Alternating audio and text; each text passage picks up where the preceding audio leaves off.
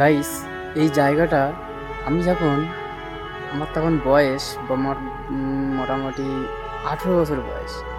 এই 18 বছর বয়স থেকে এই জায়গাটা কিন্তু তখন ক্লিয়ার ছিল। এই যে এই জায়গাটা দেখতে পাচ্ছেন,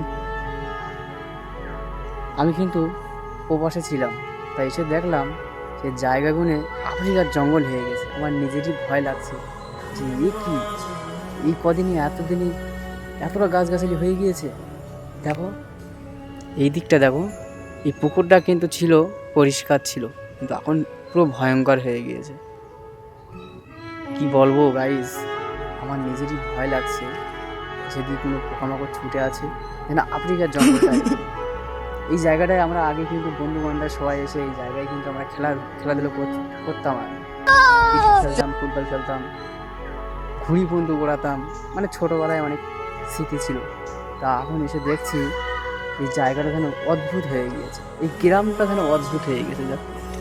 এই গ্রামটা যেন পুরো অদ্ভুত হয়ে গিয়েছে, দেখতে পাচ্ছেন? সেই যে আমাদের বাড়ি ওইটা, তো এই বাড়ির পাশে কিন্তু এখানে আমরা অনেক খেলাধুলো করতাম, অনেক শান্তিতে ছিলাম। কিন্তু বাইরে যাওয়ার পরে এসে দেখতেছি পুরো চেঞ্জ হয়ে গেছে। না জানি আরও কত দিন যালে আরও হয়তো এইটা পুরো এখানে এই এখন এসতেছি, তখন আর আসতে পারতাম না। তো ভালো থাকবেন, সুস্থ থাকবেন, আর আমার নতুন নতুন ব্লগগুলো আপনারা একটু সাপোর্ট করার চেষ্টা করবেন।